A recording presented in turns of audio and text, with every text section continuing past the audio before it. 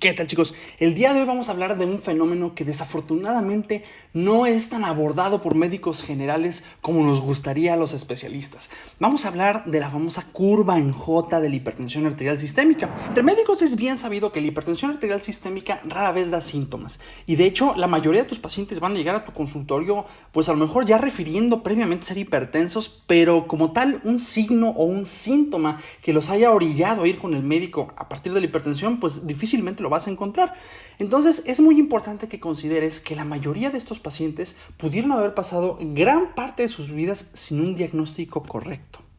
Al no tener un diagnóstico correcto por tanto tiempo, pues muy probablemente el abordaje diagnóstico y desde luego cualquier emprendimiento terapéutico que se pudo haber empleado en cierta etapa de la hipertensión, pues seguramente ya se perdió. Esto a la larga traduce en peores desenlaces clínicos para nuestros pacientes y no nada más desde el punto de vista médico va a tener una afección del paciente, sino que también desde un punto de vista económico. Independientemente de si presentó signos o síntomas, es interesante que consideres que hay poblaciones de pacientes que quedan más propensos a hacer hipertensión arterial sistémica e incluso no tener propiamente esa etiqueta de hipertenso, pero manejar presiones altas, que esta es una diferencia crucial. Estos pacientes pueden destacar aquellos que son enfermos renales crónicos, pacientes que ya tienen más de 60 años, porque como ya sabes, a lo largo de nuestras etapas de la vida, nuestros vasos pueden hacerse un poquito más esclerosos y tener cierto grado de disfunción endotelial que explicarían las alzas de la tensión arterial. Desde luego, pacientes obesos con o sin diabetes, y claro, pacientes que tienen el mal hábito de fumar, que no nada más se desprende la hipertensión arterial sistémica de este tipo de pacientes, sino también más desenlaces cardiovasculares adversos, como por ejemplo el infarto agudo al miocardio. Considerando entonces que podemos tener una gran gama de pacientes con hipertensión arterial sistémica, a lo largo de muchísimos años se han hecho varios estudios en donde no nada más se trata de describir cuál es la mejor terapéutica para los pacientes, sino también saber de dónde se originó esa hipertensión arterial y, muy importante, ver el pronóstico de nuestros pacientes. Hace mucho tiempo, cuando estos estudios todavía no daban muchos resultados muy claros, se pensaba que la tensión arterial, a manera que iba incrementando, teníamos mayor odds ratio o mayor razón de momios o mayor posibilidad de presentar un evento cardiovascular adverso como un infarto, como insuficiencia cardíaca, pero después salió evidencia que también vinculaba alzas de la tensión arterial con retinopatía, con enfermedad renal crónica y desde luego con la enfermedad vascular cerebral. La clásica explicación que escuchábamos todavía hace unas cuantas décadas era que entre más alta estuviera nuestra presión arterial, mayor era la posibilidad de que tú fueras teniendo uno de estos eventos adversos que te acabo de comentar. Desde luego se pensaba que entre menor fuera la presión arterial que manejaba tu paciente, pues la cantidad de eventos cardiovasculares adversos era menor. Estos estudios a lo largo de muchos años, a pesar de que nos enseñaron muchísimas cosas que todavía podemos replicar y aplicar hasta fecha contemporánea, también nos empezaron a dejar ver que a partir de cierta cifra de tensión arterial era más frecuente ver este tipo de complicaciones. La mayoría de estos estudios empezaron a concluir que esa cifra consistía en que tu paciente tuviera más de 140 milímetros de mercurio de sistólica y más de 90 milímetros de mercurio en la tensión arterial diastólica. Y durante muchos años, esta tendencia fue con la que se educó a muchísimas generaciones de médicos y empezaron las primeras estrategias para tratar de mantener a nuestros pacientes con cifras menores a esto y desde luego decir que el paciente que tuviera igual o más de estas cifras se le pusiera la etiqueta de un paciente con hipertensión arterial sistémica. Sin embargo, a lo largo de los años, toda esta evidencia que se recabó fue refinada y logramos entender que ahora no necesariamente necesitas tener tú cifras de 140 y 90 para que tu paciente empiece a manifestar las clásicas complicaciones del paciente hipertenso. En otras palabras, no es necesariamente propio del paciente denominado hipertenso tener complicaciones microvasculares o macrovasculares derivadas de mantener tensiones arteriales altas. A pesar de que hay muchísimos artículos que salieron a lo largo de los últimos 10 o 15 años en donde se documenta justamente este fenómeno, a mí el que más me gusta citar es un metaanálisis que salió en 2015, publicado en la revista Nature, que nos permite de una manera muy fácil identificar que para aquel entonces las definiciones de presión arterial elevada, ojo, no hipertensión arterial sistémica, sino presión elevada dada por el American College of Cardiology, o presión normal alta, que sería su equivalente según la Escuela Europea de Cardiología, bueno, nos permitía ver que en este contexto de sin necesariamente ser hipertenso, muchísimos pacientes estudiados empezaban justamente a tener eventos cardiovasculares adversos. Y justamente un metaanálisis es una compilación de bastantes estudios muy bien hechos y desde luego bastantes pacientes. Entonces, al interpretar todos estos estudios y traspolarlo a un metaanálisis, podían ver que, mira nada más, entre el 28 y el 63% de todos esos pacientes estudiados que no eran hipertensos, es decir, que tenían tensiones arteriales a lo mejor entre 120 y 130, el fin es que no tuvieran más de 140 tensión arterial sistólica, ya podían presentar este tipo de eventos. Y si hacían análisis de grupos más pequeñitos, podían ver que la mitad de todos esos pacientes analizados ya tenían cardiopatía isquémica, es decir, tenían alguna forma de dolor torácico, de angina inestable o incluso de infartos agudos al miocardio. Ese mismo metaanálisis permitió ver que el 73% de los pacientes tenían enfermedad cerebrovascular aguda y casi el 60% eran pacientes que evolucionaron a ser enfermedad renal crónica. Imagínate nada más, pacientes que no tenían necesariamente otros factores de riesgo para poder manifestar estos datos de acá, por el simple hecho de mantener tensiones arteriales consideradas como presión alta o presión normal alta según la Escuela Europea de Cardiología, ya eran cifras suficientes para que tuvieran los eventos cardiovasculares adversos que un paciente propiamente con hipertensión suele manifestar a lo largo de su vida.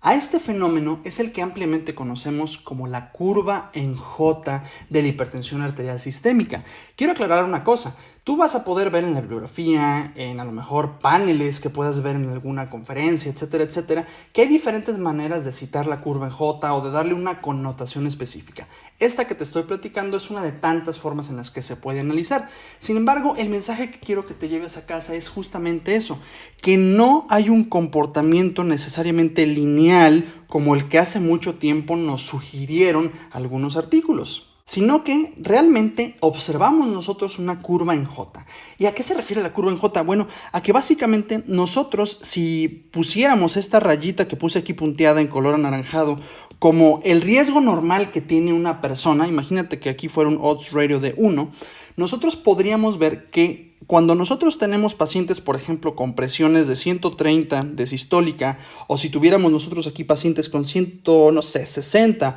de sistólica, podemos nosotros efectivamente ver que la cantidad de eventos cardiovasculares adversos puede ser casi la misma cuando tu paciente tiene 130 o cuando tu paciente tiene a lo mejor 160.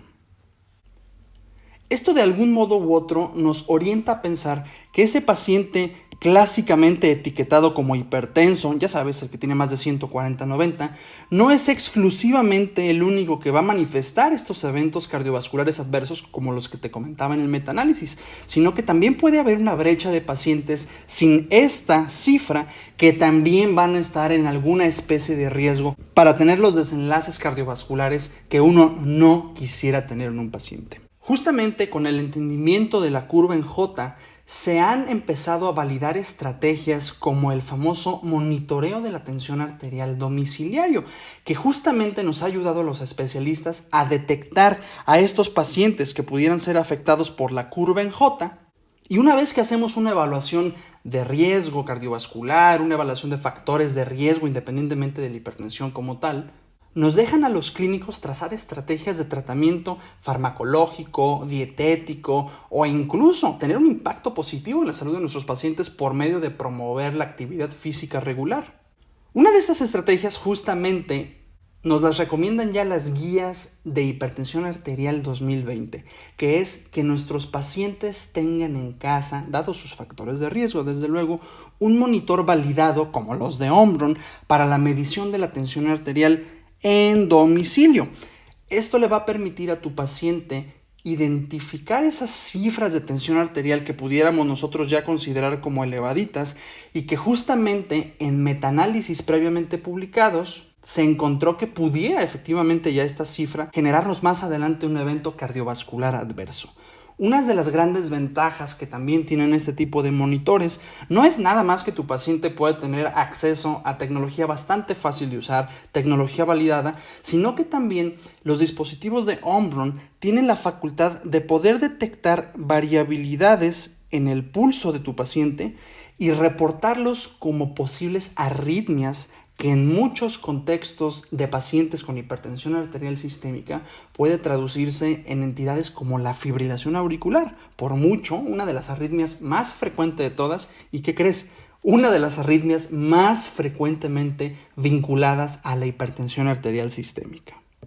Al nosotros promover estrategias de monitoreo en casa con dispositivos validados como los de Omron, ya sea el modelo Evolve o el modelo Intelli, que son los que utilizamos más frecuentemente en la práctica clínica diaria, podemos nosotros estar teniendo reportes digitales como este que tienes en la pantalla, en donde nosotros podemos ver cuantificaciones que se hicieron en la mañana, en la tarde o en la noche, y estar nosotros llevando esa relación de cómo se está comportando la tensión arterial de nuestro paciente, de forma tal que tú puedes ver que los extremos de hasta arriba de cada una de esas rayitas van a representar las tensiones arteriales sistólicas y los extremos de abajo van a representar las tensiones arteriales diastólicas. Y así tú puedes tener una manera gráfica de estar viendo el comportamiento de la tensión de tu paciente a lo largo de X periodo de tiempo. Para nosotros esto es muy valioso porque nos permite el lujo de hacer intervenciones tanto farmacéuticas como dietéticas justamente cuando empezamos a detectar alzas de la tensión arterial.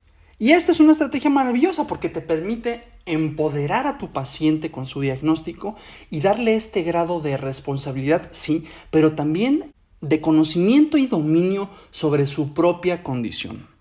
Otra ventaja extra de poder tener nosotros reportes identificados de esta manera es que a los médicos nos permite seleccionar de forma correcta cuál de todos los medicamentos de familias de antihipertensivos le va a convenir más a nuestro paciente, además de que nos permite perfectamente trazar una estrategia para no nada más saber qué pastilla darle, sino en qué momento del día es donde más le conviene. Podemos ver nosotros si el paciente es más propenso a elevaciones de la tensión arterial en la noche o si definitivamente todo el día se mantiene con hipertensión arterial. Y esta estrategia es justamente una de la que ya debería de ser una rutina para cualquier médico que lleve el seguimiento de un paciente, sí, con hipertensión arterial, pero también con factores de riesgo para desarrollar desde cifras de tensión arterial elevada hasta propiamente el paciente hipertenso. Entonces, no lo duden, esta estrategia de mantener a nuestros pacientes empoderados con sus diagnósticos gracias a un monitoreo correcto de su tensión arterial es una de las estrategias que más creces nos van a dar a nosotros como médicos para poder tener un mejor seguimiento de nuestros pacientes, y a nuestros pacientes justamente les va a redituar en el sentido de que vamos a poder identificar esas cifras cuando ya se empiezan a comportar de una manera peligrosa, y desde luego para poder nosotros identificar una meta clara por cifras y por desenlaces clínicos sobre la tensión arterial de nuestros pacientes. Recuerda entonces que cuando tengas a tu paciente ya en el consultorio, ya sea con el diagnóstico de hipertensión o bien factores de riesgo cardiovasculares, comentarle las ventajas de tener en casa un monitor validados como los de Omron para poder llevar un seguimiento correcto de su tensión arterial y que nos pueda participar nosotros como médicos en el ajuste de su manejo y en su monitoreo.